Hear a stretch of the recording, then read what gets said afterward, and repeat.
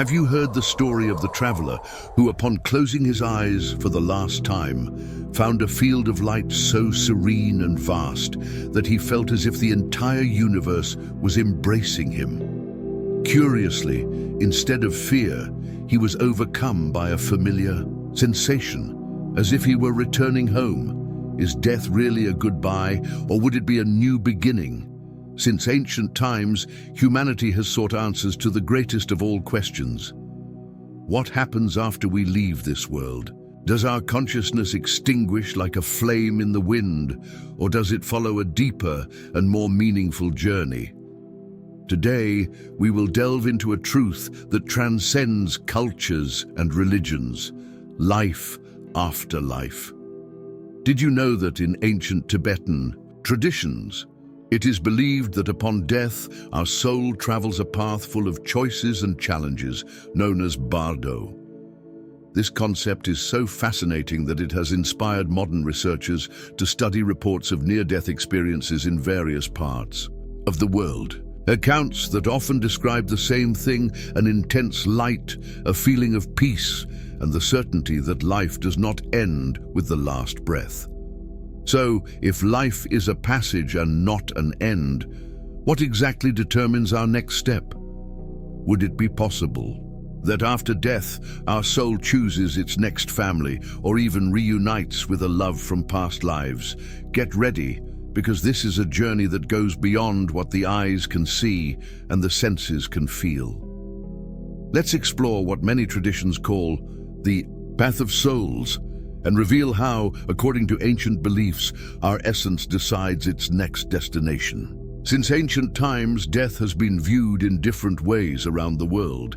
However, for the Tibetans, it is not an end, but a passage, a crossing that allows us to return to our purest essence. This process is described in detail in a sacred text known as the Tibetan Book of the Dead.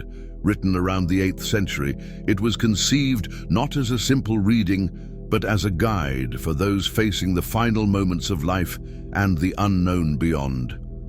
According to these teachings, there is an intermediate state called bardo. The word bardo means between two worlds and symbolizes a period of transition. This concept does not apply only to death, but also to moments of profound transformation in life, such as losses, changes, or even the birth of a new phase. The bardo is described as a journey with multiple stages. The first of these is known as the bardo of life, and we are going through it at this very moment. It is here, in the present, that each choice, thought, and action shapes the energy we will carry forward. Imagine that each experience we live is like a note in a symphony. Together, they form the unique melody of our existence. But why is this important? Because the way we live directly reflects how we experience death. Contemporary studies reinforce the importance of the mental and emotional state in the final moments. In 2014, a study conducted by the University of Southampton analyzed reports from over 2,000 people who had near-death experiences. One of the most impressive findings was that many described sensations of peace and release after accepting the transition. This resonates with the Buddhist idea that by letting go of fear and attachment, the soul can follow its path with greater serenity. However, the bard of life is more than a preparation for death. It is an invitation to live with more awareness and purpose. In other words, the way we face daily challenges, losses, changes, and symbolic rebirths prepares us for the final journey. Imagine every difficult moment you have ever lived. Through the farewell of a loved one, an unexpected change, or a major turning point in your life. These moments are not just pains, they are rehearsals for the great crossing. After all, each renunciation, each detachment, is a lesson that makes our essence stronger and more serene. In the Tibetan view, those who understand and accept the transience of life achieve inner freedom. It does not mean not feeling sadness or pain, but rather recognizing that every end is also the beginning of something new. In the next part, we will explore the second stage of this journey, the bard, of death and the signs of transition. When we think of death, it is common to imagine a sudden and definitive end. However, for the Tibetan tradition, death is a gradual process, almost like a farewell in chapters. This process begins at the moment when the body and consciousness start to separate. It is at this moment that we enter what they call the bardo of death, the stage where the elements that sustain life begin to dissolve. But what does this mean in practice? Let's imagine the body as a house built with 5 pillars: earth, water, fire, air, and space. As life fades away, these pillars cease to support the structure, and each element returns to its origin. Earth dissolves in water, the body loses strength, the muscles weaken, and a feeling of heaviness takes over. It's as if the ground beneath our feet is slowly disappearing. Water dissolves in fire. The body's heat begins to decrease, especially in the extremities like hands and feet. Fire dissolves into air. The breath becomes irregular and weak, like a breeze about to cease. Air dissolves into space. The last breath escapes, and with it comes a sensation of vastness, as if consciousness were floating in an endless sky. At that moment, the mind begins to perceive something profound, the absence of the physical body. For those who are not prepared, this can be frightening. The feeling of losing control and the absence of earthly references can generate fear, but according to Tibetan teachings, this is a precious and sacred moment. It is when the clear light, the pure manifestation of consciousness, reveals itself. If the soul can recognize this light as part of itself, it can achieve complete liberation, leaving behind the cycle of rebirths. However, if there is fear or attachment, the mind can create images of confusion and distorted forms, which are actually reflections of its own emotions. Many accounts from people who have had near-death experiences describe this moment as a tunnel of light. Modern psychology explains that this perception may be a response of the brain in its final moments. Spiritual traditions, on the other hand, interpret this as a glimpse of the divine. Regardless of the explanation, there is a consensus: serenity, and the absence of fear can completely transform this experience. Therefore, the bardo of death is not just a stage of separation, but an invitation to understanding and detachment. It is the moment when we cease to be body and become pure essence. In the next part, we will talk about the encounter with the clear light and the challenge of recognizing one's own consciousness during this final stage.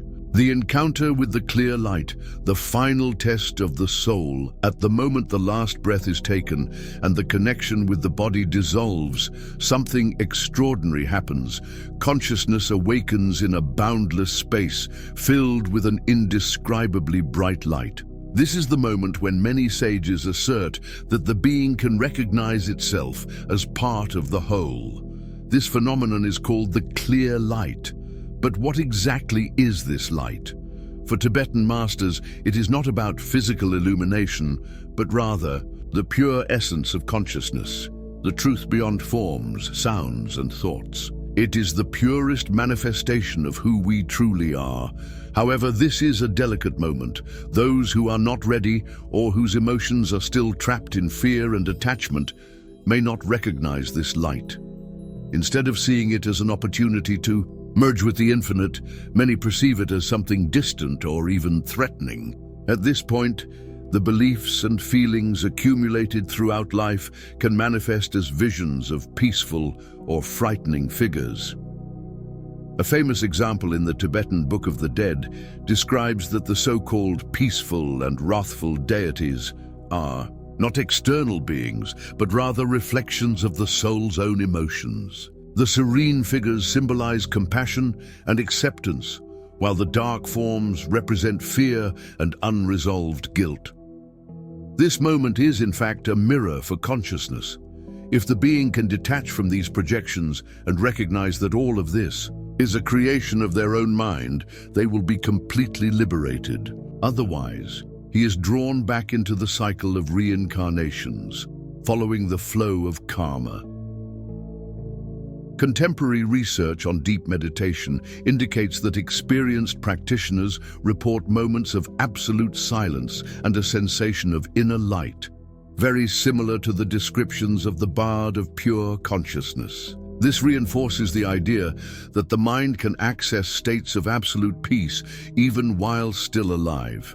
Therefore, the encounter with the clear light is seen not as a judgment, but as an invitation to acceptance.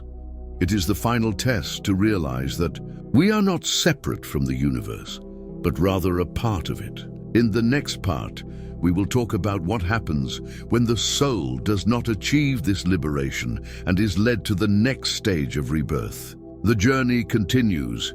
When the soul's journey comes to the end of a cycle, a new door opens. If the clear light has been recognized, the essence merges with the infinite, free from bonds and filled with serenity. But if the soul still carries memories and emotions that bind it, it is led to the next path, rebirth. But what does this teach us while we are still here, living the bard of life? Perhaps the greatest lesson is this: death is not a distant and cold event, but a reminder that transition is part of every moment. We are in constant transformation. With each farewell, loss, or unexpected change, we go through a small cycle of closure and rebirth. And if, instead of fearing the end, we learn to live with more presence and compassion, what would happen if we saw the light in our own daily experiences? After all, the recognition of peace does not need to be postponed until the last moment.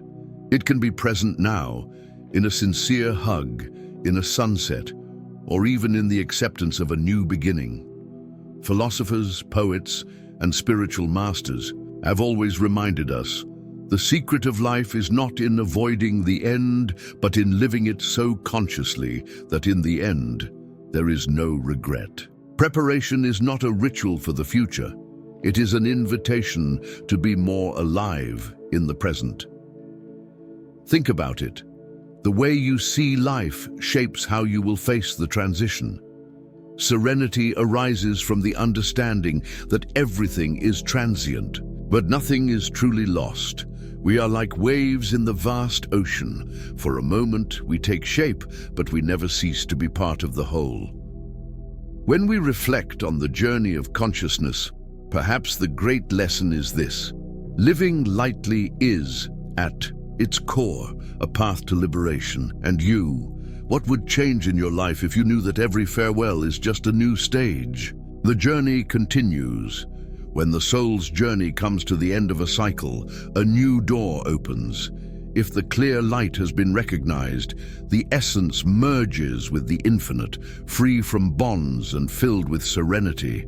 But if the soul still carries memories and emotions that bind it, it is led to the next path, rebirth.